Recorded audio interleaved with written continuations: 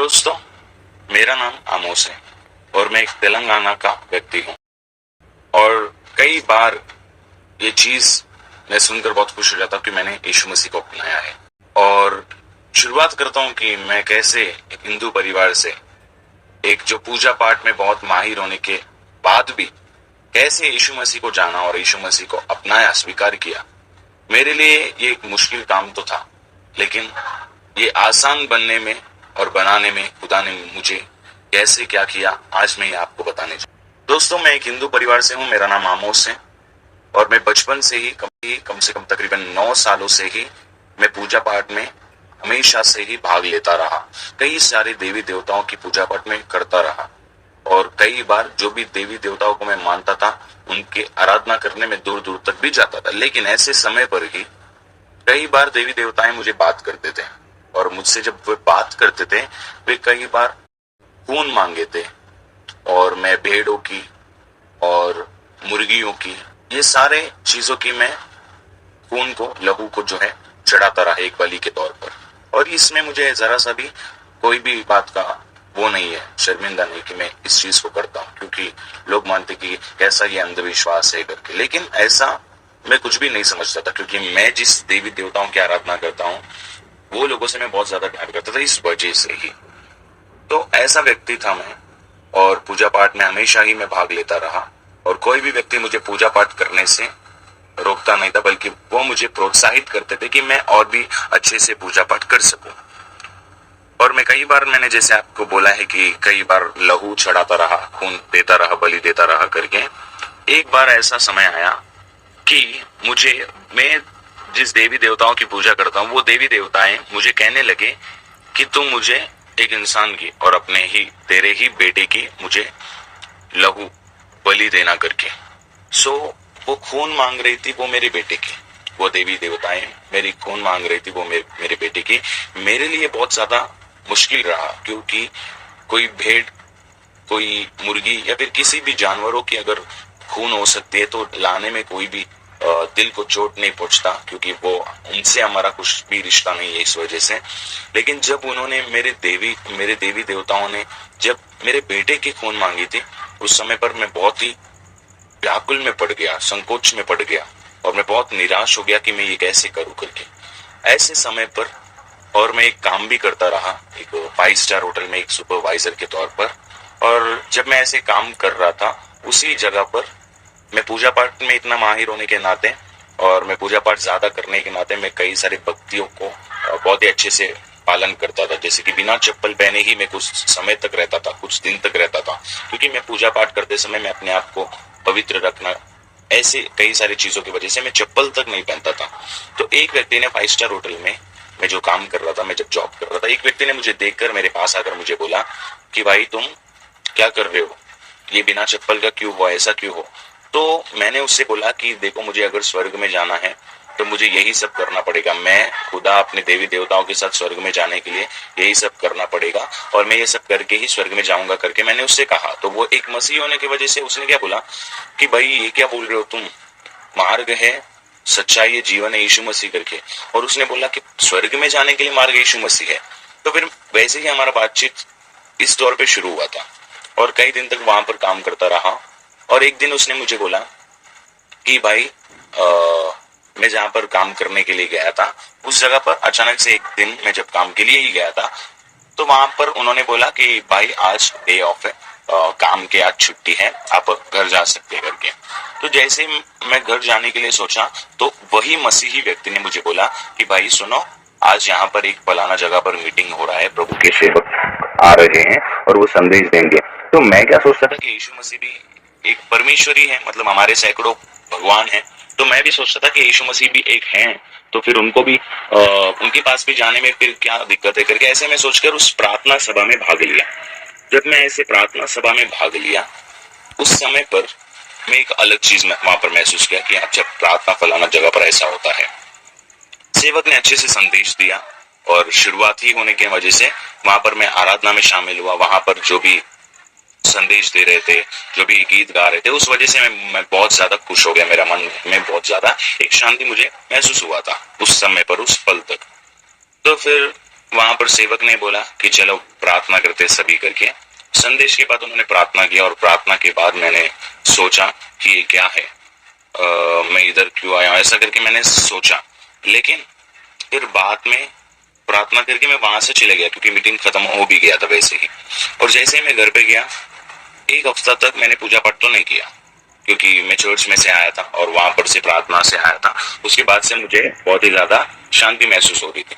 एक हफ्ते तक मैंने कोई भी पूजा पाठ नहीं किया और अचानक से मुझे वापस देवी बात करने लगी और वो कहने लगी कि तू अपने बेटे का लहू चढ़ाना करके। तो ऐसे समय पर फिर मैंने वापस पूजा पाठ करने लगा, वापस मैं ये सब चीजें दोबारा दोहराने लगा। और जब मैं ये सब चीजें दोहरा रहा था, मुझे बिल्कुल भी शांति नहीं मिल रही थी, मुझे बिल्कुल भी, क्योंकि मेरे बेटे की खून वो मांग रही थी, इस वजह से मैं बहुत ज्यादा चिंता में पड़ गया। उस व्यक्ति ने, जो मसीही भाई की मैं जिक्र कर रहा हूँ, वो ही मसीही व्यक्ति ने मुझे वापस एक बार प्रभु के बारे में बताया और उसने बोला कि प्रभु पे विश्वास करो, प्रार्थना करो करके। तो मैं उस पे भरोसा नहीं रखा और क्योंकि मैं इतना परेशानी में पड़ गया था, तो फिर मैं सोचने लगा कि मैं क्या करूं। मैं अगर कोई मुस्लिम के पास जाऊंगा तो वो बोलेगा कि अल्लाह महान है, तो अल्लाह को अपनाओ, तुम सारे हल मिल जाएंगे। और ईसाई के पास जाऊंगा, ईसाई बोलेगा कि यीशु बड़े हैं, उनको अपनाओ तो सारे परेशानियों का हल मिल जाएगा। ऐसे करके मैं सोचा कि कोई भी व्यक्ति किसी भी मजहब का हो, वो अपने मजहब का ही तारीफ करेगा, वो अपने धर्म का तारीफ करेगा करके मैं सोचा। फिर उसके बाद मैं जब ऐसा सोच रहा था, फिर मैं प्रभु से, मतलब कोई भी ऐसा नहीं कि प्रभु, मतलब मैं इसी प्रभु को प्रार्थना कर रहा हूँ। मैं घुटना टेका और मैं कहने लगा कि मैं नहीं जानता हूँ कि कौन भगवान है, क्योंकि इतने सारे लोग कह रहे कि मैं भगवान हूँ, मैं भगवान हूँ करके। इतने सारे कह रहे कि मैं ईश्वर हूँ, मैं ईश्वर हूँ करके। हिंदू धर्म के लोग कह रहे हैं कि हम ईश्वर है करके, मुस्लिम धर्म के लोग कह रहे कि हम ईश्वर है, ईसाई धर्म के लोग कह रहे कि हम ईश्वर है। मैं नहीं जानता हूँ कौन ईश्वर है, आप जो भी हैं खुदा, आप मुझसे बात करिए करके मैं प्रार्थना करने लगा। और जब मैं प्रभु को दुआ करने लगा, अचानक से एक रोशनी, और प्रभु ने मुझसे उस रोशनी के जरिए मुझसे बात किया। और जब प्रभु ने मुझसे बात किया था, उस समय पर मेरी जिंदगी पूरी तरीके से बदल गई। और एक शब्द जो मेरी जिंदगी को पूरी तरीके से बदल दिया, वो ये था कि उस समय पर प्रभु जब बात कर रहे थे, उन्होंने ये कहा कि मैं ही मार्ग हूँ, सच्चाई हूँ और जीवन हूँ। ये वचन की वजह से मेरा जीवन बदल गया और मैं प्रार्थना में चले गया, क्योंकि यही बात मेरे उस व्यक्ति ने कहा था, उस मसीही व्यक्ति ने जो मुझे पहले मिला था। क्योंकि यही मसीही व्यक्ति है जो मुझे मार्ग, सच्चाई, जीवन यीशु ही करके कहा, और वही बात आज मैं सुन रहा हूं करके मैं चर्च में चला गया। और चर्च में जाने के बाद वहां पर मैं प्रार्थना में भाग लिया और वहां पर से मेरी जिंदगी का परिवर्तन और बदलाव शुरू हुआ। और वहां पर जैसे ही मैं जाना शुरू किया, वहां पर सेवक के जरिए मैं प्रार्थना करवाया, मैं प्रार्थना किया और मैं खुदावन को समझ सका कि अच्छा, खुदावन लहू नहीं मांगता बल्कि वो अपना लहू बहा दिया मेरे लिए। ऐसे सुनकर मैं खुश होकर मैं उस खुदा को प्यार करने लगा। और जैसे ही मैं कलीसिया में वहां पर से सेवक के जरिए प्रार्थना करवाया और कहा, तो वहां पर से मेरी जिंदगी बदल गई। और वहां पर ही मैं अपने एक परिवार को लेकर गया और परिवार को लेकर जाकर वहां पर कलीसिया में प्रार्थना में भाग लिया। और भाग लेने के बाद मेरी जिंदगी पूरी तरीके से बदल गई और एक शांति मुझे मिलने लगी, जो शांति कई दिनों तक, कई सालों तक मुझसे दूर हो गई थी। और वहां पर ही जाने के बाद, प्रभु के पास जाने के बाद, यीशु के पास जाने के बाद हमारे परिवार का जीवन बदल गया और एक सुख शांति की जिंदगी हमें वापस मिल गई। और ये गवाही इसीलिए है ताकि लोग बदले, लोग सच्चाई को जाने, और कोई भी धर्म परिवर्तन पैसा या लालच की वजह से नहीं, बल्कि खुदा को अपनाते हैं केवल उसकी सच्चाई की वजह से। जय मसीह की, यीशु मसीह की जय। आप सभी को प्रभु आशीष दे। जो पंडित जी ने अपना गवाही बताया, तो ये गवाही बहुत सारे लोगों की जीवन बदल देगा। अगर इनकी गवाही को लोग सुने, लोग अगर महसूस करें उस बातों को, जो घटनाएं पंडित जी के जीवन में घटी, उस सारी बात को अगर लोग महसूस करें, तो वे लोग भी परमेश्वर को जानेंगे, परमेश्वर की सच्चाई को पहचानेंगे। लेकिन तो बहुत सारे ऐसे लोग हैं जो बार बार एक ही बात को कहते रहते हैं कि मसीह लोग पैसे के लालच देकर धर्म परिवर्तन करते हैं, लोगों को भरमाते हैं, लोगों को फुसलाते हैं। तो वे लोग इस वीडियो को भी देखें, तो उन लोगों को जितने भी समझाया जाए, जितना भी उन लोग को प्रूफ दिया जाए, तब भी उन लोग के दिमाग जो सड़ चुका है, दिमाग जो जंग लग चुका है, तो उसका तो वे लोग कभी भी नहीं समझेंगे इस बातों को, क्योंकि वे लोग हर समय परमेश्वर के विरोध में ही रहना पसंद करता है। लूसीफर का आत्मा पूरी तरह से उन लोगों के अंदर में घुसा हुआ है, जो उन लोगों को यीशु मसीह के पास आने से रुकावट करता है। तो बाइबल में इफिसियों का किताब 1 अध्याय 7 पद में बताता है, हमको उसमें उसके लहू के द्वारा छुटकारा अर्थात अपराधों की क्षमा उसके उस अनुग्रह के धन के अनुसार मिला है। पहला पतरस 1 अध्याय 18 से लेकर 19 तक यहाँ पर लिखा है, क्योंकि तुम जानते हो कि तुम्हारा निकम्मा चाल चलन जो बाप दादों से चला आता है, उससे तुम्हारा छुटकारा चांदी सोने अर्थात नाशबंद वस्तुओं के द्वारा नहीं हुआ, पर निर्दोष और निष्कलंक मेमने अर्थात मसीह के बहुमूल्य लहू के द्वारा हुआ है। आमीन। और जब इब्रानियों का किताब 10 अध्याय 10 पद हम पढ़ेंगे, वहां पर लिखा है, उसी इच्छा से हम यीशु मसीह के देह के एक ही बार बलिदान चढ़ाए जाने के द्वारा पवित्र किए गए हैं।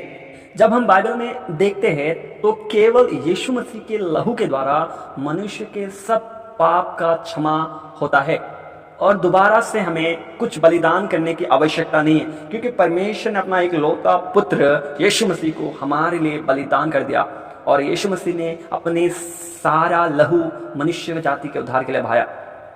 तो हमने पंडित जी की गवाही में सुना कि जब वो पूजा पाठ कर ही रहा था, उसके बावजूद भी देवी देवता लहू की मांग करता था।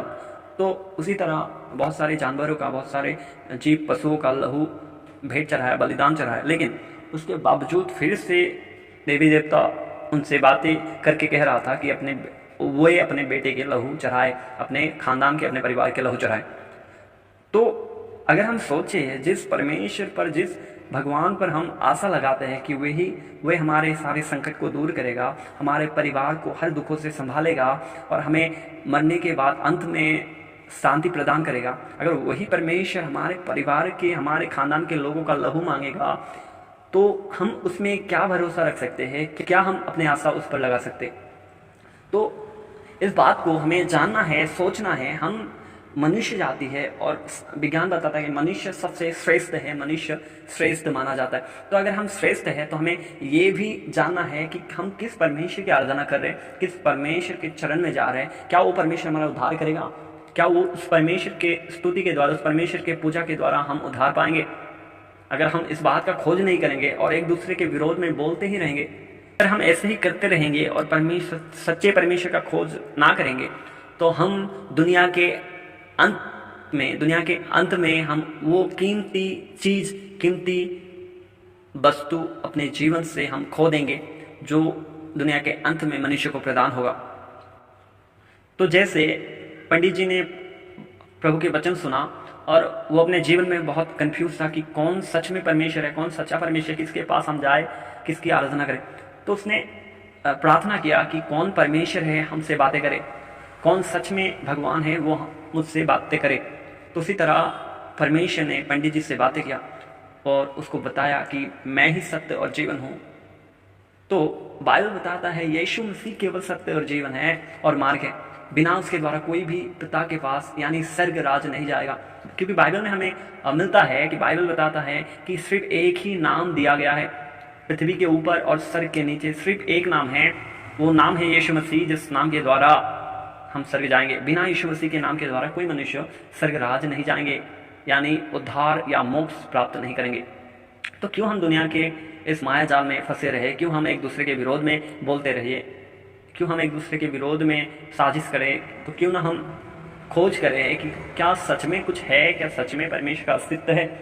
जैसे पंडित जी ने प्रभु को जाना, प्रभु को पहचाना और आज इनके परिवार उद्धार में है, क्योंकि हमारा परमेश्वर जो हमें बनाया, जो हमसे प्रेम करता है, जो अपने स्वरूप में मनुष्य को बनाया, वो मनुष्य के लहू कभी भी नहीं मांगता। क्योंकि जो पिता है, जो सच में पिता है, तो कभी भी अपने बेटे का लहू मांग नहीं करता। परमेश्वर ने पहले ही अपने एक लौते पुत्र को दान कर दिया, अपने बेटे के लहू बहा दिया हमारे मनुष्य जाति के उद्धार के लिए। तो अब कोई बलिदान नहीं है कि मनुष्य ये बलिदान देने से उद्धार पाएगा, कि अपने परिवार का खून बहाने से उद्धार पाएगा, और कुछ भी नहीं है, क्योंकि परमेश्वर ने पहले ही अपने बेटे का लहू बहा दिया। अभी सिर्फ एक ही काम है कि हम प्रभु यीशु पर विश्वास करें, जो अंत राजा है, जो सबका परमेश्वर है, सब कुछ बनाने वाला है। अगर हम उस पर विश्वास करेंगे तो अंत के दिन में हम परमेश्वर के समीप जाएंगे, परमेश्वर के साथ वास करेंगे। तो आज का संदेश प्रभु सबों को ब्लेस करे, प्रभु सब से बातें करे और हर दुनिया के अंधेरी से लोगों को बचाए, लोगों को मुक्त करे। परमेश्वर सबों को ब्लेस करे। जय मसीह।